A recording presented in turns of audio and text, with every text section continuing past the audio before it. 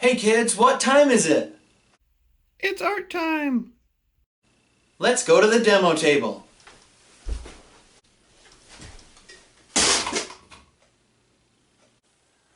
Well, it's Wednesday again, and happy Art Day, and happy spring, and happy almost May. And all we need today is a paper and a pencil. We're just going to do a drawing today. But you're also going to need to find an object somewhere in your home. I found this toy wooden car that I want to draw a picture of in the style of Georgia O'Keeffe. But I also have this seashell that would be really cool to draw. And almost anything. I mean, just look around your house. I've got a hole puncher right here and a marble. But I decided I want to draw this. I like the angles in it. I think it looks really cool. That's basically what my drawing is going to look like, or I'm going to try. So there's a couple things we need to know first. So we're going to talk about shapes really quick and shading. Alright, so if you have something like a cube, from the front it just looks like a square. So if I was going to draw a three-dimensional cube, I could just draw a square, because sometimes it looks like that.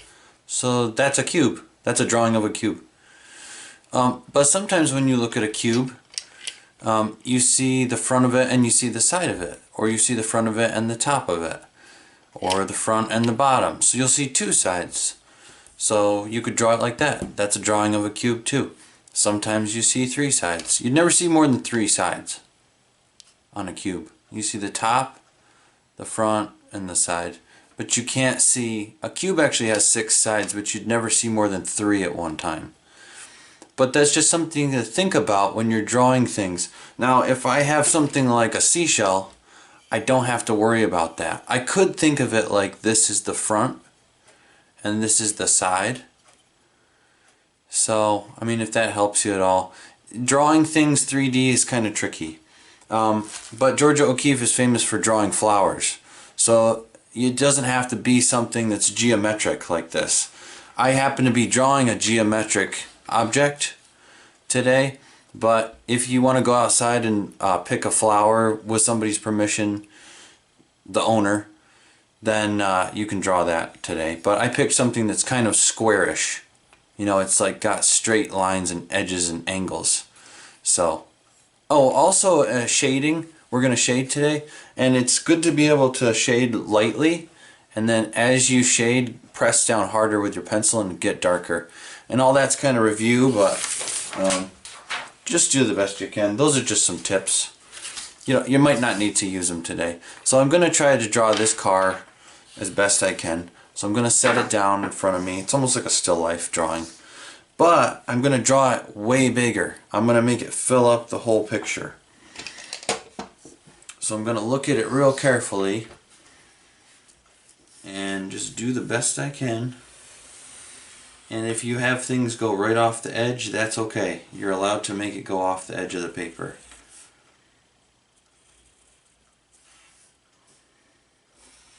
Another thing you can do is start out really lightly, like this. And then once you figure out what your line is, then you push down hard. It's another trick. And yep, just make it real big. Bigger than it is in real life. And once we get into the shading, that's when we can fix little mistakes and things. So, like this line where I drew it too far, you know, I could erase it now, but when I go to shade, you won't really see it anymore. So I start out lightly, right? And once I get the line I want, then I push down harder, once I figure out where it is. And I'm not drawing this whole car because I'm trying to be kind of like Georgia O'Keeffe right now, and I'm just thinking about the shapes. She drew things pretty realistically, but she lived in a time when artists were abstract, and so her work wasn't all that cool because she was drawing realistic things, but she made it look abstract because she zoomed in on it and she just drew part of it. So it's like, it's almost like it wasn't a realistic drawing anymore. All you saw was like shapes and colors and values. Okay, so then we've got part of the wheel over here. I'm just drawing this car like this, and I'm just drawing the front of it, but I'm drawing it way zoomed in, right? And I'm doing the best I can to draw it as realistically as I can. But if I don't get it perfect, that's okay. Nobody's gonna see, you know, nobody's gonna compare it to this. They're just gonna see this cool drawing on the wall and be like, oh, interesting, art, I get it. Or do I? I don't know, it's art. Alright, anyway. So here we go. I've got all my basic shapes in. But then another thing Georgia O'Keeffe would do is she would go through and fade the shade is what I call it. So, and you might see that on here. So if you notice, it's like light on the wheel right in the middle, but as it gets closer to the edge, it gets a little bit darker, right? So it's light and then the value gets darker toward the edges. And I think that's pretty cool. So I'm actually going to shade it that way. Oh, you know what? I never finished this wheel. I just noticed. I never did the top. I did the side, but I never did the top. Alright, there we go. Interesting drawing. Inspired by a car. It's like a portrait of a car. Alright, I'm going to fade the shade. So it started out light, and then it got darker as it got toward the edge. But you could make it up too. So I noticed that that was what the car really looked like. It kind of did that. But you could just make it up too. So this side would be completely flat in real life, but I'm going to actually fade it just to make it more interesting. So as I'm coloring, I'm just going to push down harder and make a fade. You can smudge it with your fingers too. And it's okay if it's messy. And you can also start out dark and get lighter as you go, like this.